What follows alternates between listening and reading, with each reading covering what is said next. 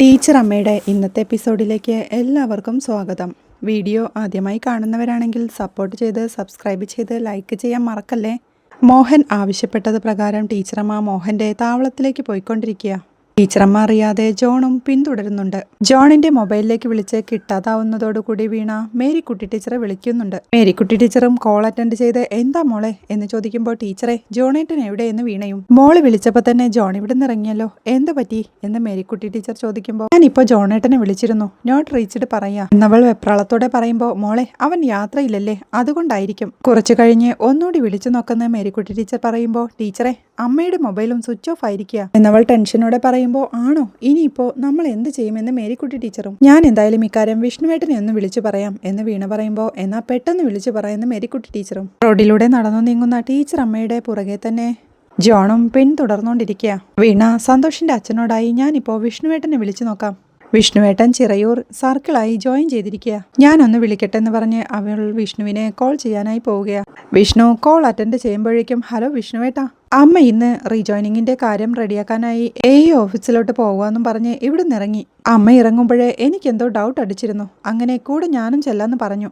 അമ്മ പക്ഷേ സമ്മതിച്ചില്ല. ഇപ്പൊ ഞാൻ അമ്മയെ വിളിച്ചു നോക്കുമ്പോൾ ഫോൺ സ്വിച്ച് ഓഫാ, എനിക്ക് പേടിയാവുക എന്ന് വെപ്രാളത്തോടെ വീണ പറയുമ്പോൾ അത് നമ്മുടെ മനസ്സ് നിറയെ ഈ ഇഷ്യൂ ഇരിക്കുന്നോണ്ട് തോന്നുവാ വീണേ, ഫോണിന്റെ ചാർജ് തീർന്ന് ഓഫ് ആയതാവും, പേടിക്കണ്ട ഞാൻ അന്വേഷിക്കാം എന്ന് വിഷ്ണു അവളെ ആശ്വസിപ്പിക്കുന്നുണ്ട്. അമ്മ ഇന്നലെ ഓഫീസിൽ പോയ കാര്യം ഞാൻ മേരിക്കുട്ടി ടീച്ചറെ വിളിച്ച് പറഞ്ഞിരുന്നു. അങ്ങനെ ടീച്ചർ ഓഫീസിൽ വിളിച്ച് ചോദിച്ചിരുന്നു, പക്ഷേ അമ്മ ഇന്നിവിടെ എത്തിയിട്ടില്ല.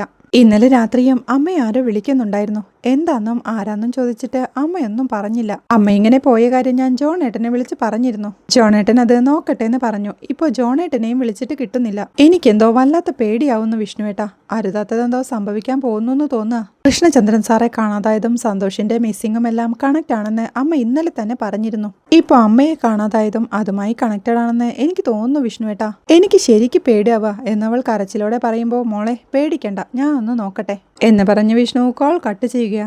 മോഹനും സംശയത്തോടെ കൃഷ്ണചന്ദ്രൻ സാറിന്റെയും സന്തോഷിന്റെയും സരസ്വതി ടീച്ചറുടെയും മോഹന്റെയും പേരെല്ലാം ഒരു പേപ്പറിൽ എഴുതിക്കൊണ്ട് പത്മനാഭനെ വിളിച്ചു വരുത്തി.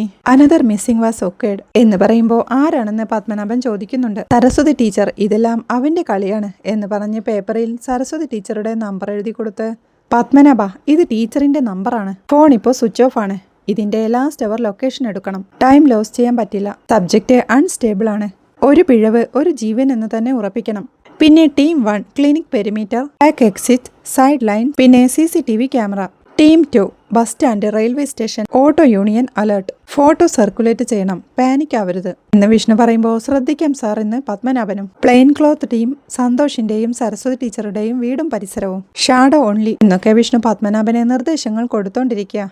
മെയിൻ റോഡിൽ നിന്നിറങ്ങി സരസ്വതി ടീച്ചറും നാട്ടുവഴിയിലൂടെ പോയിക്കൊണ്ടിരിക്കുക. പുറകെ പിന്തുടർന്ന് ജോണും. സെർച്ചിനിറങ്ങിയ വിഷ്ണുവും നാട്ടുകാരെയെല്ലാം ടീച്ചറമ്മയുടെ ഫോട്ടോ മൊബൈലിൽ കാണിച്ച് തിരക്കുന്നുണ്ട്. പിന്നീട് പോലീസ് ജീപ്പിൽ പോയിക്കൊണ്ടിരിക്കെ വയർലെസ്സിലൂടെ വിഷ്ണു നിർദ്ദേശം നൽകുന്നുണ്ട്. എല്ലാ യൂണിറ്റുകളും ശ്രദ്ധിക്കുക, ഹൈ റിസ്ക് മിക്സിംഗ് സബ്ജക്റ്റ്, ഒറ്റയ്ക്കുള്ള ആക്ഷൻ വേണ്ട, എല്ലാ 30 മിനിറ്റിലും അപ്ഡേറ്റ്സ് എന്ന് പറയുമ്പോൾ വേറെ ജീപ്പിലുള്ള പത്മനാഭനും എസ് സാർ എന്ന് പറയുന്നുണ്ട്. അയാളെ മെയിൻ റോഡ് എടുക്കാനുള്ള സാധ്യത കുറവാണ്, ഉപേക്ഷിക്കപ്പെട്ട വീടുകളെല്ലാം ആദ്യം നോക്കാം എന്ന് വീണ്ടും വിഷ്ണു പത്മനാഭന് നിർദ്ദേശം കൊടുക്കുന്നുണ്ട്. ടീച്ചറമ്മ അപ്പോഴേക്കും മോഹന്റെ താവളത്തിലെത്തിയിരുന്നു. തുറന്നു കിടക്കുന്ന വാതിലിലൂടെ പരിഭ്രമത്തോടെ അകത്തേക്ക് കയറിപ്പോയിക്കൊണ്ടിരിക്കുക ടീച്ചറമ്മ. ജോണും മറഞ്ഞു നിന്ന് അതെല്ലാം ശ്രദ്ധിച്ചുകൊണ്ടിരിക്കുക. പത്മനാഭനും വിഷ്ണുവും കൂട്ടരും ആളൊഴിഞ്ഞ ഒറ്റപ്പെട്ട് കിടക്കുന്ന വീടും കെട്ടിടവും എല്ലാം സെർച്ച് ചെയ്തുകൊണ്ടിരിക്കുക. ടീച്ചറമ്മയും പരിഭ്രമത്തോടെ നടന്നു നീങ്ങുമ്പോഴേക്കും മോഹൻ മുന്നിലേക്ക് വന്ന് കൈയടിച്ചുകൊണ്ട് നാടിന്റെ ടീച്ചറമ്മയ്ക്ക് ഈ പാവപ്പെട്ടവന്റെ മടയിലേക്ക് സ്വാഗതം എന്ന് പറഞ്ഞൊരു ബീഡിയും വലിച്ച് ടീച്ചറമ്മയുടെ അടുത്തേക്ക് നടന്നു വന്ന് വാർഡന്മാരുടെയൊക്കെ കണ്ണുവെട്ടിച്ച് വാച്ച് ടവറിലെ ഗാർഡുകൾ കാണാതെ, റെഡ് ലൈറ്റ് ദേഹത്ത് വീഴാതെ, CCTVയിൽ ഒന്നും പതിയാതെ 10-22 അടി പൊക്കമുള്ള മതിലും ട്രേസർ വയറും കടന്ന് ഈ മോഹൻ ഇവിടെ എത്തിയത് എന്തിനാണെന്ന് അറിയോ ടീച്ചറെ? പറയാം. പണ്ട് ചത്തു തുലഞ്ഞെന്ന് കരുതി കോവിൽപ്പെട്ടിക്കടുത്ത് ഞാൻ ഉപേക്ഷിച്ചു പോന്ന 2 ശരീരങ്ങൾ ഉണ്ടായിരുന്നു. തീർന്നെന്ന് കരുതിയെങ്കിലും 2 തീർന്നില്ല എന്ന് പറഞ്ഞ് ആ സിഗരറ്റിന്റെ പുക ടീച്ചറമ്മയുടെ മുഖത്തേക്ക് ഊതിവിട്ട്, തീർന്നില്ല എന്ന് മാത്രമല്ല 2 കൂടിയേ ഈ മോഹന്റെ പക വല്ലാതങ്ങ് കൂട്ടി. സ്വസ്ഥമായി പാട്ടവയലിൽ ഒതുങ്ങി ജീവിച്ച എന്നെ നീ ഒരു കൊടും ക്രിമിനലാക്കി അല്ലേ? ഇരട്ട കൊലപാതകങ്ങൾ, 2 കൊലപാതക ശ്രമങ്ങൾ. അത് ചെയ്ത കൊലപാതകങ്ങൾ കുറച്ച് പഴയതല്ലേ? പക്ഷേ ഈ മോഹന് 2 നല്ല ഫ്രഷ് ഇരട്ടക്കൊല ചെയ്യണമെന്ന് നല്ല മോഹമുണ്ടിപ്പോ. അതിന് ആദ്യം നിന്റെ മറ്റേ വാദ്യാരെ പൊക്കി എന്നൊക്കെ മോഹൻ പറയുമ്പോഴേക്കും ജോണും പതിയെ ആ കെട്ടിടത്തിനകത്തേക്ക് കയറുന്നുണ്ട്. അപ്പോഴേക്കും മോഹൻ കൃഷ്ണചന്ദ്രൻ സാറിനെ കെട്ടിയിട്ടിടത്തേക്ക് ടീച്ചറമ്മയെ കൊണ്ടുവന്ന് ദാ കാണ്, കൺകുളിർക്കെ കാണ് എന്ന് പറയുമ്പോൾ കെട്ടിയിട്ടിരിക്കുന്ന കൃഷ്ണചന്ദ്രൻ സാറിനെ കണ്ട ടീച്ചറമ്മയും ആദിയോടെ സാർ എന്ന് വിളിക്കുമ്പോഴേക്കും കൃഷ്ണചന്ദ്രൻ സാറും തലയുയർത്തി നോക്കുന്നുണ്ട്. അന്ന് വിളിച്ച് വെപ്രാളത്തോടെ ടീച്ചറമ്മ സാറിന്റെ അടുത്തേക്ക് ഓടിയെത്തുമ്പോഴേക്കും സരസ്വതി രക്ഷപ്പെട്ടോ, ഇവിടെ നിൽക്കല്ലേ, വലിയ അപകടമാണെന്ന് പറയുമ്പോഴേക്കും ജോണും ആ ഇടനാഴിയിലൂടെ പതിയെ അങ്ങോട്ട് നടന്നു നീങ്ങുന്നുണ്ട്. അയ്യോ സാർ ഞാൻ എന്ന് പറഞ്ഞ ടീച്ചറമ്മ വെപ്രാളത്തോടെ നിൽക്കുമ്പോഴേക്കും സരസ്വതി പറയുന്നത് കേൾക്കാൻ എന്ന് കൃഷ്ണചന്ദ്രൻ സാറും. അപ്പോഴേക്കും പോറ്റിയും ഒരു ചിരിയോടെ അങ്ങോട്ടെത്തി ആഹാ അങ്ങനങ്ങ് പോയാലോ എന്ന് പറയുന്നത് കേൾക്കെ ടീച്ചറമ്മയും പോറ്റി അവിടെ കണ്ട് അമ്പരപ്പോടെ നോക്കി നിൽപ്പാ. അപ്പോ മോഹനൻ സാർ ഉറക്കമിളച്ചുണ്ടാക്കിയ ഈ പ്ലാൻ നടപ്പിലാക്കണ്ടയോ എന്നയാൾ പറയുമ്പോഴേക്കും സരസ്വതി വേഗം രക്ഷപ്പെട്ടോ, പറയുന്നത് കേൾക്കൂ എന്നൊക്കെ കൃഷ്ണചന്ദ്രൻ സാറും ഉറക്കെ വിളിച്ചു പറയുമ്പോഴേക്കും അങ്ങോട്ടെത്തുന്ന ജോണും ചെവി വട്ടം പിടിച്ച് അതും ശ്രദ്ധിച്ച് ഒളിഞ്ഞു നിൽപ്പാ. പോറ്റി വീണ്ടും പറയുന്നുണ്ട് പ്ലാൻ കേട്ടാലേ നിങ്ങളും വേണമെന്നേ പറയൂ. അത് കേൾക്കെ മോഹനും കറക്റ്റ് എന്ന് ചിരിയോടെ പറയുമ്പോൾ ടീച്ചറമ്മ അമ്പരപ്പോടെ പോറ്റിയോടായി ശങ്കര നിങ്ങളും കൂടെ കൂടിയിട്ടാ ഇതൊക്കെയല്ലേ എന്ന് ചോദിക്കുന്നുണ്ട്. അയ്യയ്യോ ഞാൻ കൂടിയതല്ല കൂട്ടിയതാ എന്ന് പോറ്റി പറയുമ്പോൾ മോഹൻ സരസ്വതി നിങ്ങൾ വെറുതെ വിടൂ, എന്നെ നിങ്ങൾ കൊല്ലുകയോ കടലിലെറിയുകയോ എന്തു വേണമെങ്കിലും ചെയ്യേ എന്ന് കൃഷ്ണചന്ദ്രൻ സാർ വിളിച്ചു പറയുന്നത് കേട്ട് മോഹനും ഒരു ചിരിയോടെ കൊള്ളാം, വിശാല മനസ്കനായ കാമുകൻ. വാദ്യാര് പെട്ടെന്നറിഞ്ഞാൽ മാത്രമേ ഇവൾ എന്റെ കസ്റ്റഡിയിൽ വരൂന്ന് എനിക്ക് നല്ല ഉറപ്പായിരുന്നു. ദാ കണ്ടില്ലേ പറഞ്ഞ വഴി തന്നെ പറന്നെത്തിയത് എന്നൊക്കെ മോഹൻ പറയുമ്പോഴേക്കും എല്ലാം ഒളിഞ്ഞു നിന്ന് കേട്ടോണ്ട് നിന്ന ജോണും പെട്ടെന്ന് തന്നെ അവിടുന്ന് ഓടി പുറത്തിറങ്ങി തന്റെ മൊബൈൽ എടുത്ത് വിഷ്ണുവിനെ വിളിക്കുന്നുണ്ട്.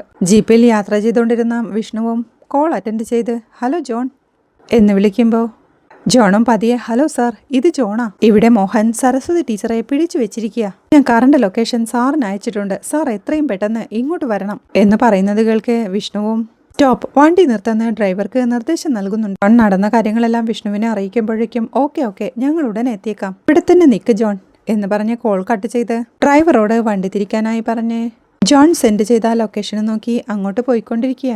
ജോണും ആ കെട്ടിടത്തിന്റെ പുറകുവശത്തേക്ക് ഓടുന്നുണ്ട്. അവിടെ മോഹനം ടീച്ചറമ്മയോടായി തന്റെ പ്ലാനുകളെല്ലാം വിവരിച്ചുകൊണ്ടിരിക്കുക. അയാൾ കൃഷ്ണചന്ദ്രൻ സാറിന്റെ അടുത്തേക്ക് ചെന്ന് അതായത് ആദ്യം കോഴിയെ കൊല്ലുന്ന പോലെ ഈ വാദ്യാരെ നിന്റെ കൺമുന്നിൽ വെച്ച് അങ്ങ് തീർക്കും, അതാണ് നിനക്കുള്ള ശിക്ഷ എന്ന് മോഹൻ പറയുന്നത് കേട്ട് അയ്യോ ദയവ് ചെയ്ത് സാറിനെ ഒന്നും ചെയ്യരുത് എന്ന് കൈകൂപ്പിക്കൊണ്ട് സരസ്വതി ടീച്ചറും പറയുന്നുണ്ട്. ഞാൻ വന്ന കൊല്ലില്ലെന്ന് വാക്ക് തന്നിട്ടല്ലേ ഞാൻ ഇങ്ങോട്ട് വന്നത് എന്ന് ടീച്ചറമ്മ ചോദിക്കുമ്പോഴേക്കും ജോണും പുറകുവശത്തുകൂടി കടന്ന് അവിടേക്ക് എത്തി നോക്കി നിൽപ്പുണ്ട്. അതെ നിങ്ങളുടെ ഭാഷയിൽ പറഞ്ഞ കണ്ണി ചോരയില്ലാത്ത ഒരു കൊടും ക്രൂരൻ, ആ ഒരു വൃത്തികെട്ടവന്റെ വാക്കിനെ ഇത്രയൊക്കെ വിശ്വസിച്ചാ മതി എന്ന് മോഹൻ പറയുമ്പോ നിങ്ങളുടെ അച്ഛനെ കൊന്ന കേസും മാലതിയുടെ കൊലപാതകവും ഒക്കെ ഞാനായിട്ടാ നിയമത്തിന് മുന്നിൽ കൊണ്ടുവന്നത്, അതിന് നിങ്ങൾക്കുള്ള ദേഷ്യം എന്നോട് തീർക്കാം. കൃഷ്ണചന്ദ്രൻ സാർ ഒന്നിലും ഇടപെട്ടിട്ടില്ല, സാറിനെ ദയവ് ചെയ്ത് വെറുതെ വിടുന്ന ടീച്ചറമ്മ കെഞ്ചി പറയുമ്പോ മോഹൻ ചിരിയോടെ പോറ്റിയോടായി എന്താ അവളുടെ ഒരു പ്രണയം എന്ന് പറഞ്ഞ് സരസ്വതിയോടായി നിനക്കേ ഇങ്ങനെ തൊട്ടാലേ വേദനിക്കൂന്ന് എനിക്ക് നന്നായിട്ടറിയാം, ഇത് ഈ പാവം വാദ്യാർക്കുള്ള ശിക്ഷയല്ല, ഇത് നിനക്കുള്ള ശിക്ഷ എന്ന് പറഞ്ഞ് തന്റെ പോക്കറ്റിൽ നിന്ന് ഒരു കത്തി എടുക്കുന്നുണ്ട് മോഹൻ. ആ കത്തിയെടുത്ത് കൃഷ്ണചന്ദ്രൻ സാറിന്റെ കഴുത്തിന് നേരെ പിടിക്കുമ്പോഴേക്കും ഇത് അയ്യോ എന്ന് പറഞ്ഞ് ടീച്ചറമ്മ അങ്ങോട്ട് നടന്നെടുക്കുമ്പോഴേക്കും അടുത്ത് വരരുത്, മുന്നോട്ടേക്ക് 1 ഇഞ്ച് വരരുത് എന്ന് പറയുമ്പോഴേക്കും അയ്യോ വേണ്ട സാറിനെ ഒന്നും ചെയ്യരുത് എന്ന് ടെൻഷനോടെ കൈകൂപ്പി ടീച്ചറമ്മ പറയുന്നുണ്ട്. കൊള്ളാം നിന്റെ ദേഹത്ത് വരയുമ്പോ നീ ഇത്രയും പിടയില്ല എന്ന് മോഹൻ വീണ്ടും പറയുമ്പോ മോഹൻ പ്ലീസ് വേണ്ട എന്ന് ടീച്ചറമ്മയും പറയുന്നുണ്ട്. പക്ഷേ ഇവിടെ വരഞ്ഞ നീ പെടയും എന്ന് കൃഷ്ണചന്ദ്രൻ സാറിന്റെ കഴുത്തിലെ കത്തി ചൂണ്ടിക്കാണിച്ചുകൊണ്ട് പറഞ്ഞ് ഈ പിടച്ചിലാണടി എനിക്ക് കാണേണ്ടത് എന്ന് പറയുമ്പോൾ ടീച്ചറമ്മ വീണ്ടും വെപ്രാളത്തോടെ സാറിനെ ഒന്നും ചെയ്യരുത് എന്ന് പറയുന്നുണ്ട്. ഏയ് ഒന്നും ചെയ്യില്ല എന്ന് പറഞ്ഞ് ആ കത്തി കൃഷ്ണചന്ദ്രൻ സാറിന്റെ കഴുത്തിലേക്ക് അമർത്തിക്കൊണ്ട് മുറിക്കട്ടെ എന്നൊരു ചിരിയോടെ ചോദിക്കുമ്പോൾ അയ്യോ മോഹൻ വേണ്ട എന്ന് ടീച്ചറമ്മ പറയുന്നത് കേൾക്കെ പോറ്റിയും ഒരു ചിരിയോടെ അത് നോക്കി നിൽപ്പാ. മോഹൻ പ്ലീസ് എന്ന് ടീച്ചറമ്മ വീണ്ടും കെഞ്ചുന്നുണ്ടെങ്കിലും മോഹൻ ആ കത്തി വീണ്ടും കൃഷ്ണചന്ദ്രൻ സാറിന്റെ കഴുത്തിലേക്ക് അമർത്തുമ്പോഴേക്കും ഒരു ഞെട്ടലോടെ നിൽക്കുന്ന ടീച്ചറമ്മയെ കാണിക്കുന്നിടത്താണ് ഇന്നത്തെ എപ്പിസോഡ് അവസാനിക്കുന്നത്. വീഡിയോ ഇഷ്ടമായാൽ സപ്പോർട്ട് ചെയ്ത് സബ്സ്ക്രൈബ് ചെയ്ത് ലൈക്ക് ചെയ്യാൻ മറക്കല്ലേ.